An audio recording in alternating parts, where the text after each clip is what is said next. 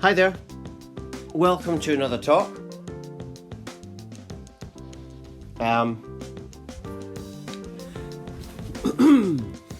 just thought I would do a talk, and this is called, I've done 5 episodes of this, or 5, whatever you want to call it.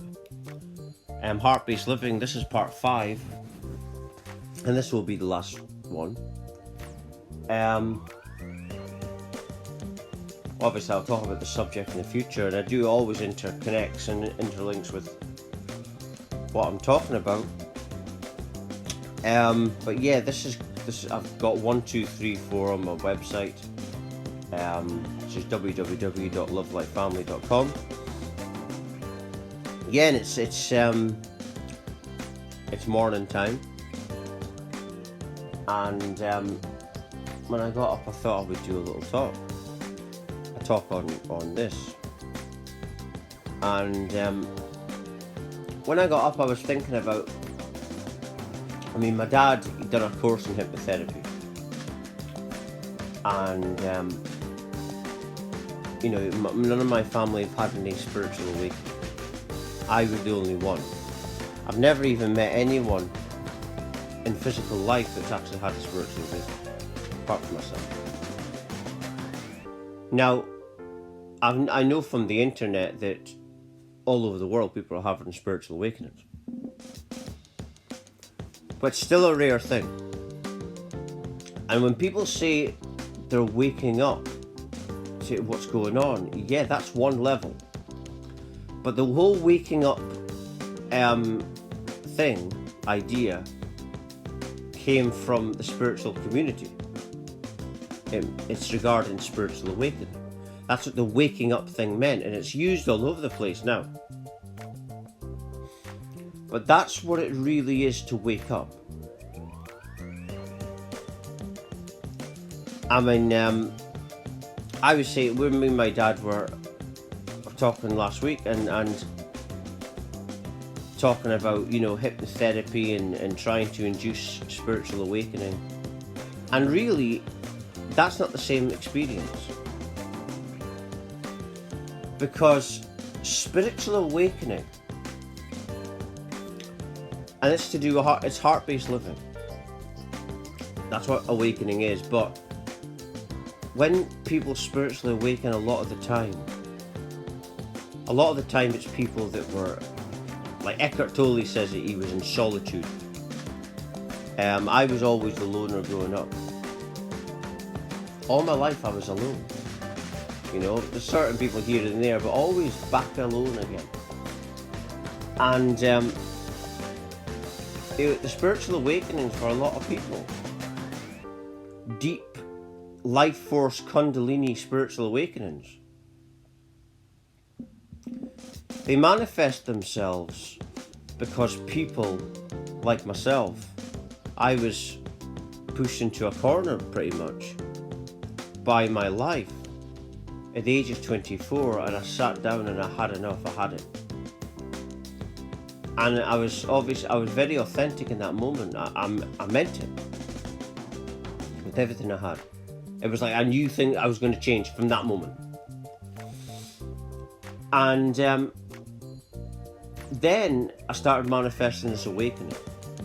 Now, even if you could magically wave a magic wand and say, yes, you're spiritually awake, that's not spiritually awake. Spiritually awake is a thing where you're so low that you don't know what you're doing, but you're going within yourself, but you don't know, you're not constantly aware you're doing it. And it's such a deep process, and it's a healing path within you. And that's why it's not something that someone can come along and just wave a few crystals or whatever, or do whatever, or do a hypnosis session. Oh, you're spiritually awake. It doesn't work like that. There are people that are going around doing this. That's not a spiritual awakening, right? That's not a spiritual awakening.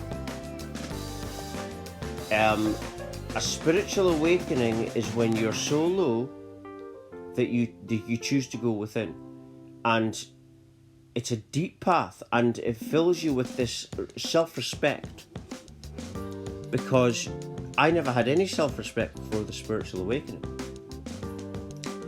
And because I went within and I changed my reality, it's like, wow, I've been able to do this, and it gives you this, you start to like yourself now.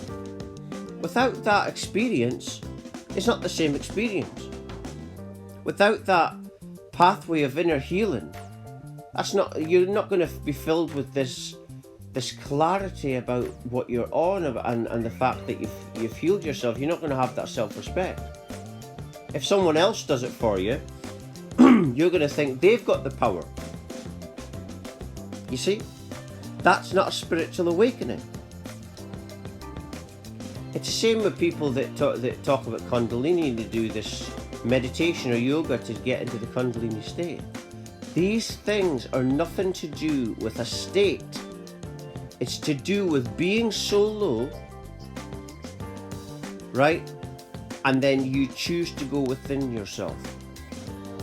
That's how all these Kundalinis and chakras and everything start aligning, because you've been forced within the heart center. And that's kind of like what the world's doing just now. The world is forcing us into a decision of going within our heart spaces.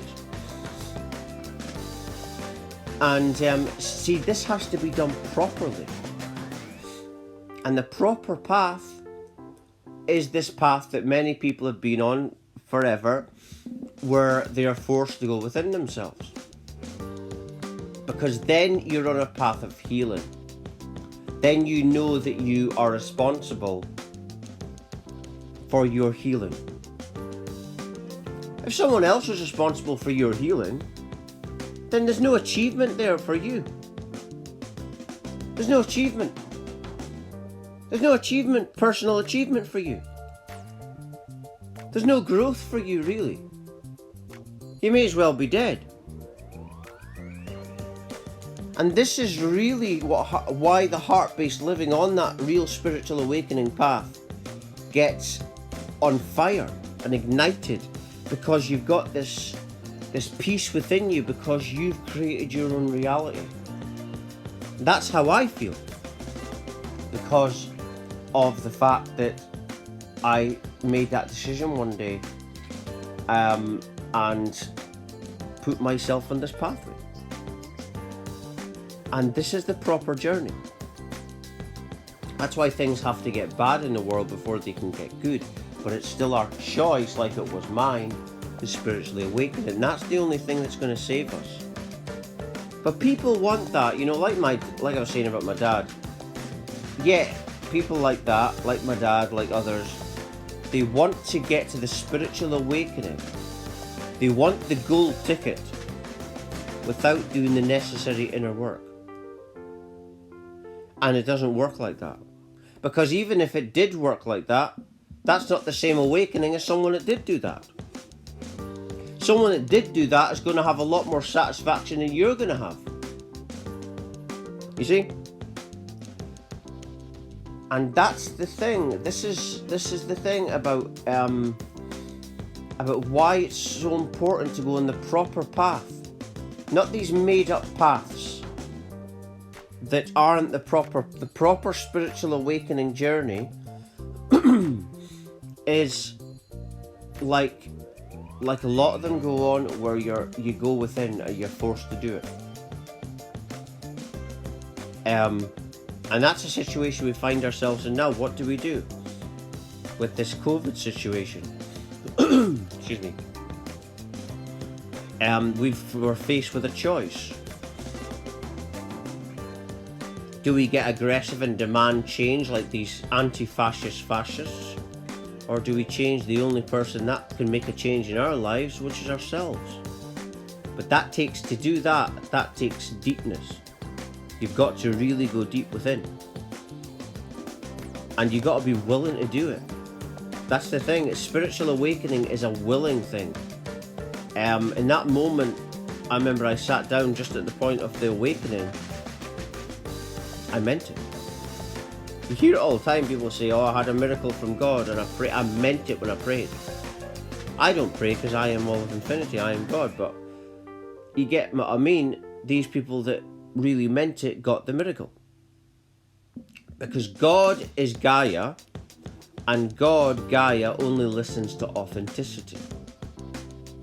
This is the thing. This is since my spiritual awakening, my family have probably misunderstood me, probably out of the most people, because I've become so authentic now. And I would say my mum, my dad, the rest of my family aren't that. So when you're authentic, people can get offended, you see, because you're being heartfelt, you know. And if they're not like that, they'll find it strange how you're just so true now. And now I'm absolutely fearless, standing in my truth, because excuse me, because of the fact that I've went within myself, and it's such a satisfactory journey because I chose to do that. If I went in some hypnotherapy course and they hypnotized me in this hip awakening state, that's not a spiritual awakening, because I'm not healing myself. You see, this is and then you're not so heart-based as someone that did go within and heal themselves. Spiritual awakening is one of the oldest things going, and it still has to be done in the oldest way, in the sacred way, which is within you. Like Jesus Christ once says, the kingdom of heaven is within you. There was supposed to be an Egyptian god that said a similar thing. And all people from different ages, different times. And that's it. And this is what it is to be heart-based living. Heart-based living is spiritual awakening. But it's one thing saying to someone, I mean, Heart Math Institute does a great job, but you can tell someone to live from the heart and spiritually awaken, but they won't do it. Unless they are put into a position like I was. I didn't know what a spiritual awakening was then. My mum's a psychic and contacted spirits and stuff, and many other things, mediumship, but nothing to do with spiritual awakening. So my mum didn't know what was happening, so I wasn't like David Icke. David Icke had a psychic to help him through it. I had to help myself. And because of the fact that I had to help myself, is that thing again, I've got this so much satisfaction now because I did that myself. Because I helped myself through it. So I have this respect now and self respect and that because of the fact that I did this myself. And that's what I'm trying to tell people, that there's no quick fixes to ascension. The spiritual awakening is that key to ascension, but it starts with you. Like the Nivea advert, you know, it starts with you going within yourself. To go within means to ask, you know, when you're going within, you're asking yourself questions. You're facing things in yourself that is responsible for your life being a mess. Right? You start to meditate upon it. This is when you're spiritually awakening. And you start to have no fear.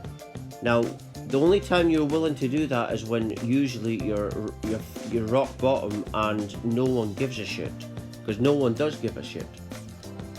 No one cares if you live or die. Right? And this is what I realised, and this is what made me spiritually awaken. To realise no one's going to save you, Sean. You need to save yourself. Because no one cares. We're in a world full of people that no one loved them, so they don't love anyone.